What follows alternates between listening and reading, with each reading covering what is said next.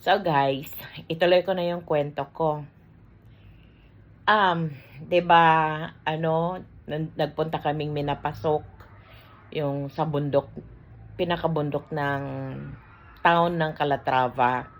So doon kami sa Minapasok kasi yung pinsan ni Papa may inalok doon na farm na para kay Papa. Kasi yung doon kasi sa tinirahan namin sa Tangke, doon sa Sitio Tangke sa General Luna sa Tuboso, mahirap na yung pamumuhay kasi hindi na kami makapagtanim ng mais. Hindi na kasi yung asyenda nila nung Mado, inasyenda na uli.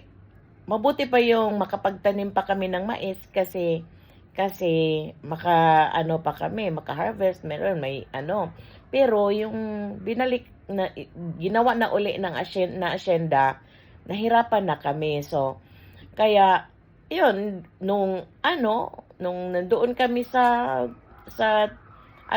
doon sa Tangke, si Papa manguling, kasama ako, minsan manguha kami ng kabahiro, minsan kami ni Mama mangguna, yung alam niyo yung mangguna, yung mag clean up sa hacienda para yung sugarcane mag-grow faster, hindi kakainin ng hindi ma-feed yung fertilizer, hindi ma-feed doon sa mga grass, kundi doon lang sa sugarcane. So yun yung talaga namin doon sa tsaka yung lupain ng lola ko, hindi na mataniman ng mga mais kasi mga puno ng niyog yung so yung lupa hindi na maganda taniman ng mga mais. So doon kami sa Minapasok, parang nagtry si Papa na we tried our luck there in Minapasok kasi gusto nga talaga ni Papa na makapag-aral ako ng college kasi gumraduate ako ng high school 1985 March, tapos June 1985 supposed to be mag-college na ako, pero hindi ako naka-enroll kasi nga mahirap hirap yung buhay namin. So nag-decide si Papa pupunta kami ng Minapasok, baka papalarin kami doon sa farm na inalok ng pinsan niya. So sabi niya na pag swertehin kami doon, baka makapag-aral kaming dalawa ni Bibing, kasi mag-high school si Bibing, ako mag-college naman. So nung nasa Minapasok na kami, yung farm na iniwan sa pinsan ni Papa, masyadong yung mga kape, kasi may mga coffee trees na doon may mga pineapple. Si Papa nilinis niya. So nilinis niya yung coffee farm at saka yung pineapple. At ito naman si Papa kumakain ng mga pineapple, yung hinog ba na pineapple.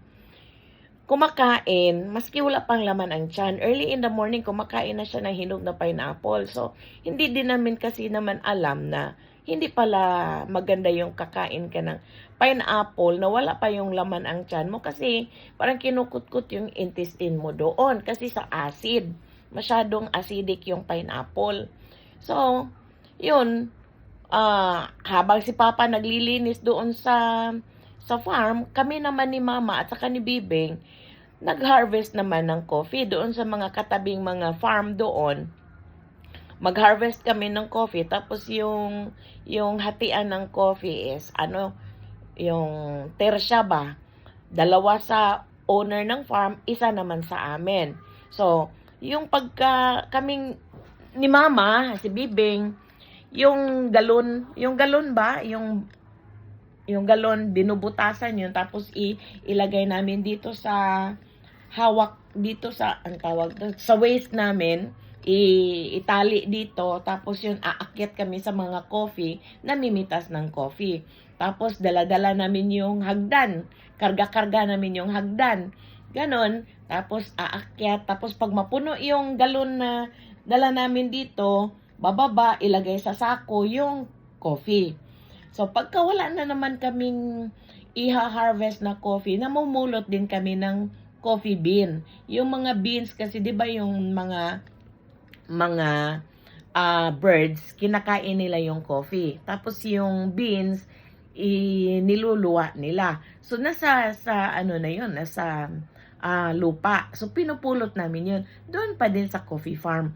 Namumulot kami ng coffee bean. Tapos, every Sunday, pinapakilo namin yun. Pambili namin ng bigas. So, yung bigas, at saka ginamos, at saka bulad, yun talaga yung ulam namin buong linggo doon sa bundok. Hindi yun nakaka-high blood sa amin dati, ha? At saka yung bigas, yan talaga yung, doon kami nabubuhay talaga sa bigas at saka sa bulad at ginamos. So yun, tapos, yung ano doon, kasi nagdalaga na ako noon, merong mamisita sa akin, yung mga nanliligaw sa akin, yung bang mga, alam mo yung mga sundalo doon, yung sundalo na nakalagay ng, ano dito, yung red, yung tinatali yung red cloth dito. Tapos may mga dalang armas. Alam niyo na yun. Intindihin niyo na lang yun. 'Di ba? So, yun. Ang ginagawa naman ni Papa pagka may manliligaw sa akin, kasi magbibisita yung mga alas 6 ng hapon. Ang ginagawa naman ni Papa, magbanig siya doon sa harap namin. So, ang gagawin naman doon sa lalaki, sasabihin na lang niya, "Nong mapuli na lang ko." Kasi mga Ilonggo speaking yun sila eh. "Nong mapuli na lang ko." Di tuwang-tuwa naman kami. Hanggang nung December 23, 1985, na-admit si Papa sa hospital kasi nga doon sa severe na sakit niya sa tiyan nang dahil sa pineapple. Kasi hindi talaga yun mas maganda kumakain ka ng pineapple pag walang laman ang tiyan mo. So, December 23, 1985, na-admit si Papa sa hospital. 1986, January 3, 1986, si Papa nawala. So, nung si Papa, kasi nung nasa hospital kami lang dalawa ni Mama. Yung kapatid ko si Bibing, siya yung naiwan doon sa Minapasok. So, nung day na si Papa nawala na, si Bibing bumaba. Kasi parang feeling niya na kailangan niyang bumaba. Kasi yung pala wala na si Papa. So nung si Papa, yung casket na ginawa sa kanya is yung mumurahin lang na plywood. Kasi wala kaming pera. So, hiningi pa yon sa mga tao doon sa barangay. Merong nag-solicit para mabilihan si Papa ng lawanit. Lawanit lang talaga yung nabili na ginawang casket kay Papa. Kaya, alam nyo, ngayon, parang maano ko kasi hindi man lang ni Papa na try yung the kind of buhay that we have, that kind of life that we have, that we are enjoying ba. Pero, ewan ko. Basta ako, naano ko lang. So, itutuloy ko yung So, nung nawala na si Papa, after the novena, nagpunta ako sa puntod ni Papa. Nagpaalam na aalis ako. Kasi gusto ko magtrabaho at gusto ko mag-working student. So, punta ko San Carlos. Wala akong pera talaga. Ang dala ko lang is ang mga damit ko, diploma, at saka yung card ko, high school card, high school diploma. At sumakay lang ako. Merong truck doon na nagdi-deliver ng bigas. Si Manong Lito yung ahente. Relative namin yung asawa niya. So, sumakay ako ng truck papuntang San Carlos. Pagdating ko sa San Carlos, pumunta ako doon sa Lula Ipio namin kasi gusto ko sana magtrabaho doon sa karinderya niya.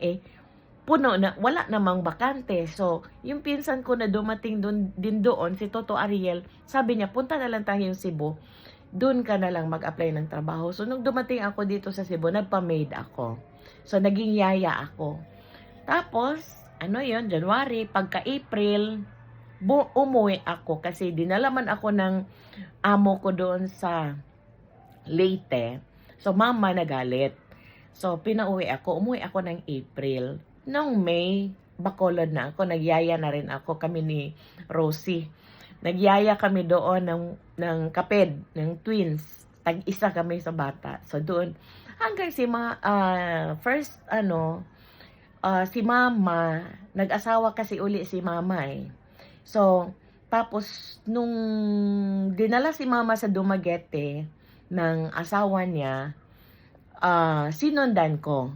Pero matagal-tagal din ako doon sa Bacolod na naging yaya doon sa mga bata. Yung si Apple at saka si si Apple at saka si Lemon. Kapid sila eh, twins. So, si Apple sa akin, si Lemon naman yung kay Baby Rosie. So, kaya hanggang ngayon naman talaga, yun sila Apple, may contact kami kasi ang bait nila sa akin, yung amo ko sa Bacolod. Ang bait nila sa akin, sila si Manang Pining at saka si Manong Pepe. So, sila Nining, si Manang Tina, si Manong Boy. So, ang bait nila sa akin. So, nung si Mama na sa Dumaguete na, sabi ni Manang Pining, kasi sabi ko na, puntahan ko si Mama. Sabi ni Manang Pining, o sige, sundan mo, pero pag hindi mo makita, balik ka dito sa Bacolod. Pero nakita ko si Mama doon sa Dumaguete. So, nakita ko si Mama that day talaga. So, doon na lang din ako naghanap ng trabaho. Kaya nakapagtrabaho ako sa Bahay Kamayan Restaurant doon sa Piapi. Kaya kami nagiging magkasama ni Arlene Remontal. Doon sa Bahay Kamayan. Nagkasama kami doon magtrabaho.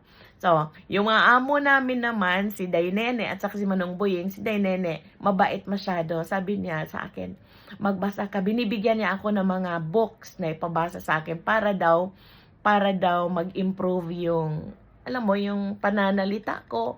Ganon kabait si Dainene sa akin. Shout out to Dainene Andong Boying and Inday Gina Bihar.